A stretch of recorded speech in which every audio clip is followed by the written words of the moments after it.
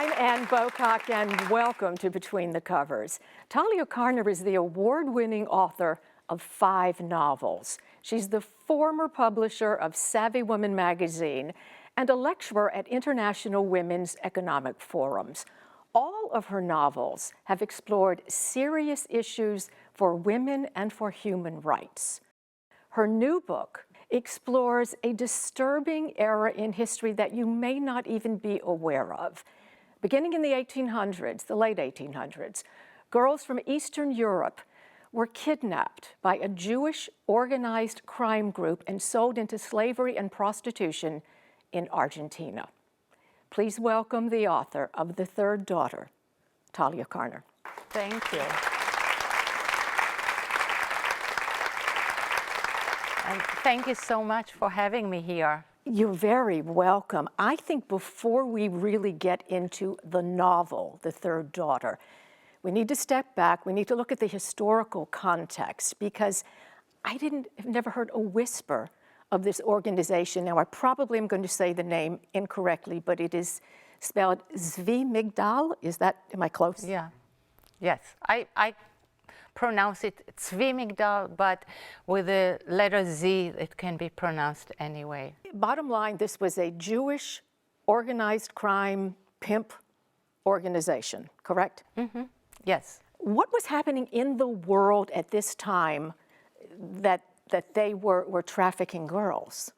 In Eastern Europe of not just the late 1800s, but for 400 years prior, the Tsar, the anti-Semitism was rampant all through Eastern Europe.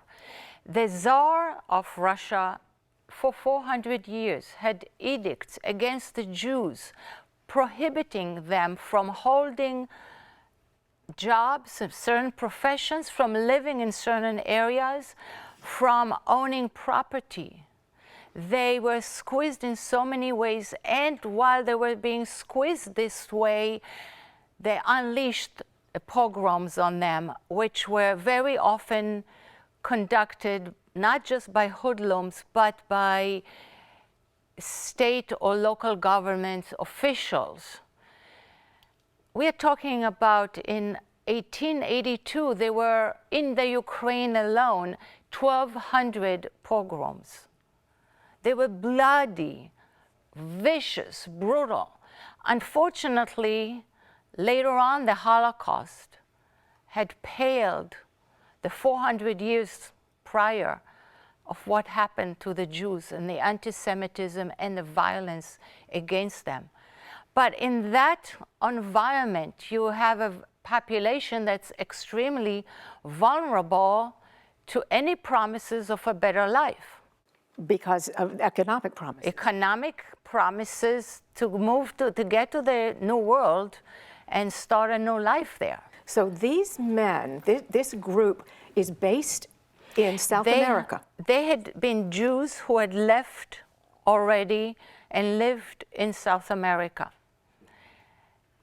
Various reasons, another background of how they moved to South America, but the fact is they were now, starting around 1870 until 1939, these men who spoke Yiddish would travel back to Eastern Europe, Russia, Hungary, Romania, all of these countries, and will go to the shtetls, you know, the shtetls from Fiddler on the Roof or from Barbra Streisand, Yentl.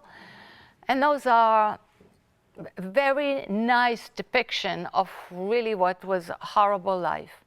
And these men would speak Yiddish, would come and pretend or show that they were well-to-do, well-established back home, and they are now looking for a virtuous bride, or their mother, who is ill, needed a Yiddish-speaking companion, young person who could take care of her. The families thought it was a way out. It was a fabulous way out and the beginning of an escape for the rest of the family, because the idea was that these young women would then help bring the family, certainly if that was a case of a marriage.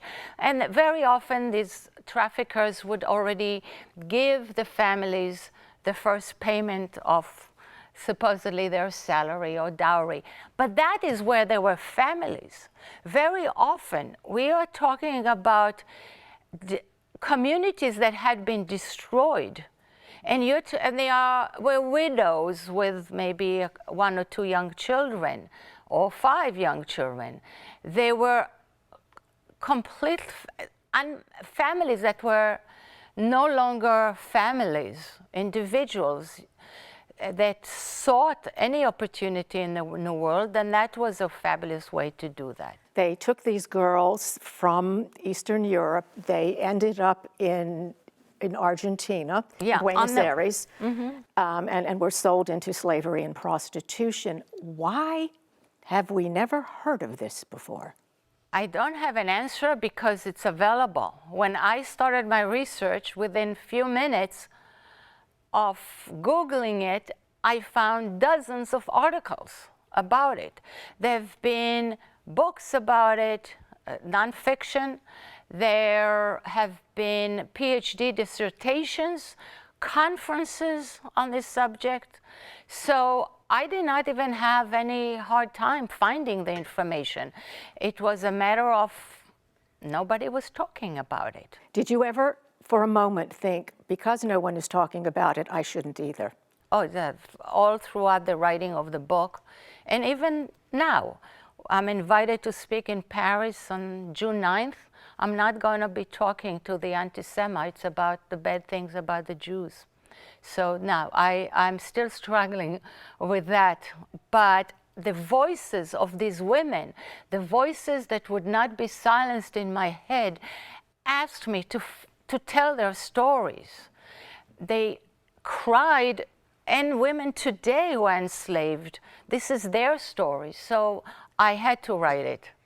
You mentioned a few minutes ago, you referenced Fiddler on the Roof. There is a connection with the Yiddish playwright Sholem Aleichem's Fiddler on the Roof with the third daughter. What's the connection? In the same, the way I discovered it, I had known something had happened with prostitutes and pimps in South America, but until I was actually looking into Sholem Aleichem, the Yiddish storyteller who wrote the character of Tevye and his daughters, and I was interested in what happened to the others. I've always known, growing up in Israel, Tevye had 7 daughters, and Fiddler on the Roof only tells the stories of 3 of them, and they leave the stage with 2 unmarried daughters. And I was just curious one day, and I got the story collection to read about the rest of the daughters. Turns out that Tevye first says, in one story, I have 7 daughters. The next story, I have 6 daughters. Then he ends up telling the stories of 5. But in that particular collection, as I was leafing through, I found this short story called The Man from Buenos Aires. And it's a story about a sleazy character who travels on the train, meets supposedly the author, and tells him about his success and business acumen and how rich he is. And he's now on the train in Russia looking to get a virtuous bride. And all this time, he doesn't tell the author what's his business. And I knew what it was. That's what prompted me. Prostitution. Yes, and because of the fact that this short story appeared in the same collection with Tevye, it's the train stories where the author is supposedly on the train, meets different characters, and they talk in monologues mostly about their experiences, and that's how they tell him their stories. So immediately I could see how a Fiddler on the Roof, after Tevye and his wife Goldie leave the stage with still 2 unmarried daughters, and they are on the road where they are fleeing a pogrom. And then they meet the man from Buenos Aires who offers them an out. It was so natural for me that I did not even spend creative time trying to figure it out. It just happened. I immediately knew that this was the next daughter. It would have been, the novel was called until March of last year, the fourth daughter, but in the last editing, my editor said, why do you really need three? Two will tell the story. So I cut one, changed the names because now I couldn't call Tevye and Golde. I changed the names, cut one daughter, because as a motivation for this young woman, a 14-year-old girl, to go with this stranger, to leave her family, for the family to give her. It's because she wants to make up for the fact that her older sisters disappointed their parents. Her name is Batya.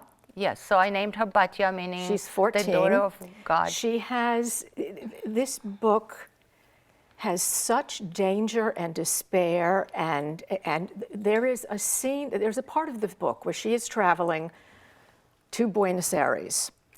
And what happens on that ship, on that boat, is horrendous. I want to know, as an author, was this a really difficult scene to write, and did you have to step away from it? Yes, my research showed that when these girls and women were lured out of Eastern Europe, there were weeks, but first of all, until they got to the ship, either in Odessa or Constantinople, and then 3 or 4 weeks on the way. All through that journey, they were raped, beaten, starved, caged, and tortured. And some committed suicide. If they could. There was a suicide watch for them. And by the time they arrived in either Buenos Aires or Rio de Janeiro or Montevideo, mostly was Buenos Aires, they were broken into prostitution if they did not commit suicide. The story is so yes, fascinating in that respect, and it is. There are passages that are, nail biting. But I'm going to talk about your background for a minute and how that plays into it. Your background is economics, and I understand after talking with you, after reading the book, economics plays such a big part in today's sex trafficking. Do you want to explain that? Okay, it's very simple. People tell me that here in South Florida, it's a huge problem. We have a lot of sex trafficking going on because it's an entry port. That is not the reason. We have a very simple equation when it comes to supply and demand. The demand are men who buy sex, and they drive the entire market. And because of that, you have the supply, which will be inexhaustible as long as there's misery and strife around the globe. People would want to come, and then there will be the traffickers who would take advantage. As long as men want to pay for sex, and I hate to say that it's a man-woman, because the vast majority, there are some boys and trans who get lured into prostitution, but the vast majority are women, and the consumers are men. So yes, it's a very simple economics. Demand drives the entire industry. Did you ever talk about this before? Have you ever explored this before, or was this book your entry into the subject? I've explored it, but I've never talked about it until it came time to do so. But since 1995 at the International Women's Conference in Beijing, when I was introduced to a host of forms of violence against women, from clitoridectomy to gendercide of baby girls in China and in India, to the burning of the brides, to a variety of atrocious pogroms against women, the use of rape as a tool of war. I became very interested. I attended, because I live in New York, I attended many NGO, UN organizations, presentations, and I became interested specifically in trafficking, never thinking that I was going to write about it. I was interested in it as a human being. And then when this happened, I found that the seeds for this story had been planted all of these years. The book is a novel. Let's make sure everyone understands. It is fiction based on history.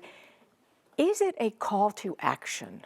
Is that what you want from this book? Absolutely. I think that what this novel does for those who have read it and those who are going to read it is when my readers identify and feel compassion for Batya, they understand her faith. She never loses her faith. She never loses who she is underneath all of her actions and what happens to her. The humanity of the protagonist brings to us a view of other victims.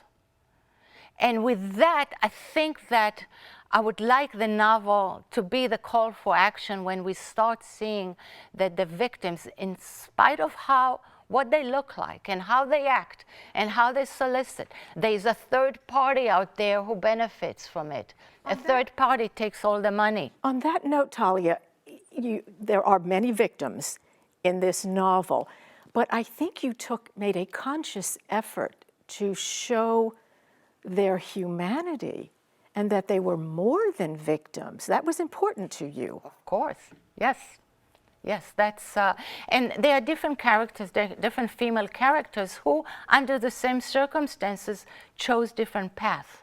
And I'm not going to tell the story. We're not going to give away the story. There are different paths for these women. And what I liked about the Jewish women specifically who became victims of Tzvi Migdal is how they maintained their Jewish identity.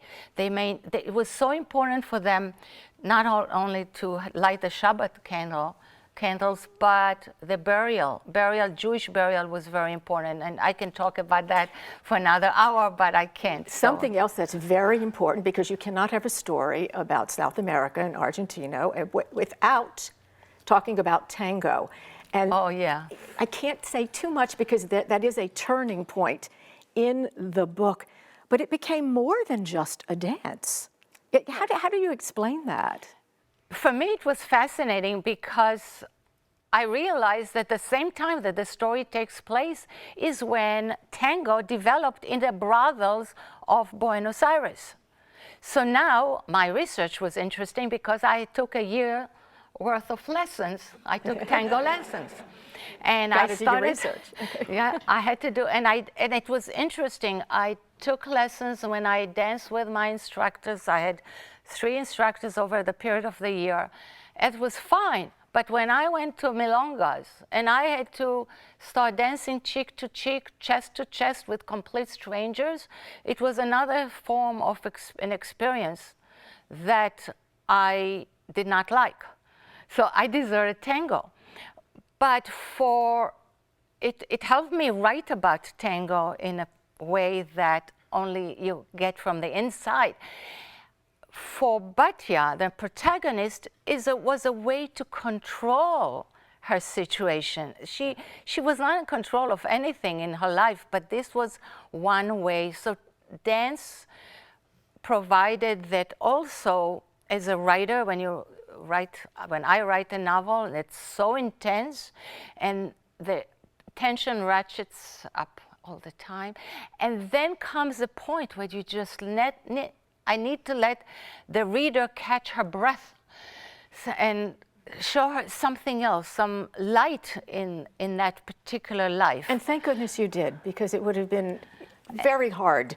Right. That we didn't have that. And there was also the opera and the cafes, and they lived a nice life. These women, many of them actually loved that life, and they were not willing to give it up because of the entertainment. The Jewish theater in South America was very, very strong in those years, and it was fabulous production. So there were a lot of things going on in terms of culture for them. all of the characters are fictional except one. There is one character who, and I'm so glad that you put him in, and it's Baron de Hirsch. And I don't know if people understand who he was and what he did, but what a remarkable man. Yes, historically, he did the biggest charity until that time. In 1882, Baron Maurice de Hirsch had been born in Germany, lived in Paris, went to the Tsar of Russia and made a deal with him. Let my people go. Another Moses who did let my people go. He paid for 3 million Jews to leave Russia. Until then, the exit visa was so expensive that many Jews could not afford. Plus, they had to serve in the army for 25 years. So now he negotiated that and allowed them to leave. He also developed a whole program where he was to transfer them to Argentina. He bought huge tracts of land and established about 20 to 25 agricultural villages and towns to which he was beginning to bring the Jews. He died only 4 years into his project. But he left a huge foundation that still exists until today. And that foundation continued his mission, but helped also establish other agricultural communities for Jews who left Russia, including in New Jersey, in Martha's Vineyard, I think, or Cape Cod. I mean, there were places, Canada, that all were beneficiaries of Baron Hirsch. So his vision for the Jews was huge. There's never been anything like this before or after, almost, except for Theodor Herzl, who was the man who envisioned the state of Israel. And Theodor Herzl came to Baron Hirsch and said, "This is my dream." And he said to him, "You're nuts. I'm not putting a penny into that." So look who's known and who was successful in that project. This book truly is, it's a novel. It is a roller coaster of emotion that you put into this. And I know that most authors write about what they know, what they've lived. They feel comfortable doing that. I know that you served in the Israeli army. Is that going to be the next book? Interesting. Interesting. I cannot speak about the next book other than the subject always carries me into different country. And the next one is in France. I've already been back 4 times on research and going again in May for another interview. So it varies, but it's never about me. The only thing I bring to any of my novels is the compassion and the emotions. You mentioned before that how I handled all the bad scenes. I actually sat down and I cried. The way you do in a dream, you feel the emotions, you see the sights, you smell the smells, you hear all the sounds. And I just typed along crying. So I bring the emotions, but no, I don't have a background in prostitution. And on any of the other, I did not lose a child to gendercide like in China Doll, or any of those miseries of life that I write about, other than just bringing the compassion. And you do it so well. You talked about you're going back to Paris to do your research, which difficult, but I guess somebody has to do that. And when you're speaking to groups, when you're speaking to book clubs, especially this book, what is the one takeaway? I hope to inspire them to understand what happens to victims today, victims of trafficking. And there is a page on my website, Call for Action, where they can read an article about it, learn the different parts of how businesses, airlines, the hotels, the credit card companies all play a role, and how they can get involved in their own communities. There are many links to organizations where you can put in your location and they will refer you to an organization or 20 of them that operate right in your own community. So that's what I hope that the novel will accomplish. Because we can't change the past of what happened to these women, but we can change the present and the future of other victims. And that's on us. And, Yes. and I thank you so much, because it's fascinating. I will say that when you read the book and you learn about the Zvi Migdal, you will also know that these were religious men, which absolutely blew me Not away. all of them religious. Where they're building temples and buying Torahs at the same time that they are Yes. bringing over prostitutes, which fascinating, unbelievable. The book is The Third Daughter. The dedication page says it best. To the millions of girls and women that were enslaved into sexual slavery, and then let this story be your cry for help. Talia Carner, I want to thank you so much for sharing this with us today. I'm Ann Bocock. For more stories and information on our authors, please connect with us on Facebook and join me on the next Between the Covers.